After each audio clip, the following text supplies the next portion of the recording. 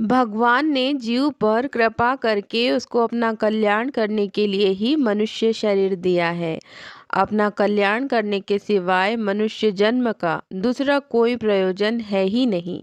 शरीर, धन संपत्ति, जमीन, मकान, स्त्री, पुत्र आदि जितनी भी सांसारिक वस्तुएं हैं वे सब की सब मिलने और बिछुड़ने वाली हैं। अतः कोई कितना ही बड़ा धनवान बन जाए, बलवान बन जाए, विद्वान बन जाए, ऊंचे पद वाला बन जाए, बड़े कुटुंब वाला बन जाए, पर अपने कल्याण के बिना ये सब की सब वस्तुएं अपने कुछ काम न आएंगी। बिना दूल्हे की बारात की तरह संपूर्ण सांसारिक भोग व्यर्थ हैं। इसलिए मनुष्य का खास कर्तव्य है अपना कल्याण करना। एक मार्मिक बात है कि अपना कल्याण करने में मनुष्य मात्र सर्वदा स्वतंत्र है, समर्थ है, योग्य है, अधिकारी है।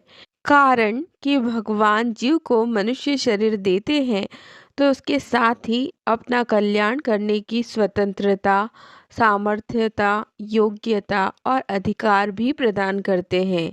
अब प्रश्न उठता है कि मनुष्य अपना कल्याण करने के लिए क्या करे। उसका उत्तर है कि यदि मनुष्य इन चार बातों को दृढ़ता से स्वीकार कर ले तो उसका कल्याण हो जाएगा। पहला, मेरा कुछ भी नहीं है। दूसरा, मेरे को कुछ भी नहीं चाहिए। तीसरा, मेरा किसी से कोई संबंध नहीं है। और चौथा, केवल भगवान ही मेरे हैं।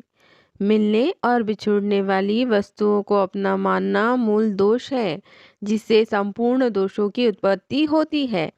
वास्तव में अनंत ब्रह्मांडों में केश जितनी वस्तु भी अपनी नहीं है, इसलिए मेरा कुछ भी नहीं है। ऐसा स्वीकार करने से जीवन में निर्दोषता आ जाती है। निर्दोषता आते ही मनुष्य धर्मात्मा बन जाता है।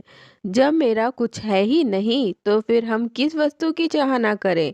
अतः मेरे को कुछ भी नहीं चाहिए, ऐसा स्वीकार करते ही जीवन में निष्कामता आ जाती है।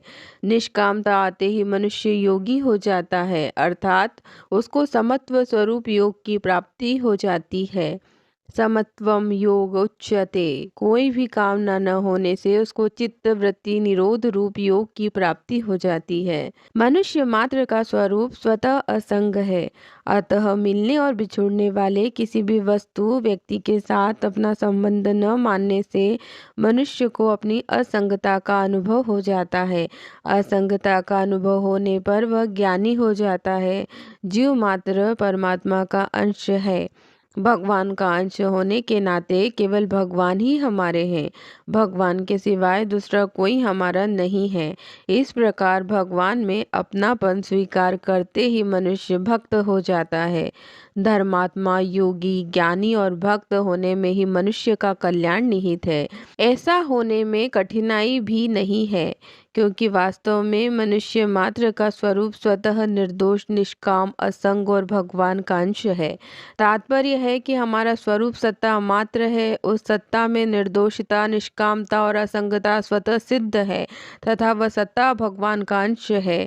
इसलिए साधक का कर्तव्य है कि वह उपयुक्त चारों बातों को दृढ़ता से स्वीकार कर ले, फिर उसका कल्याण निश्चित है।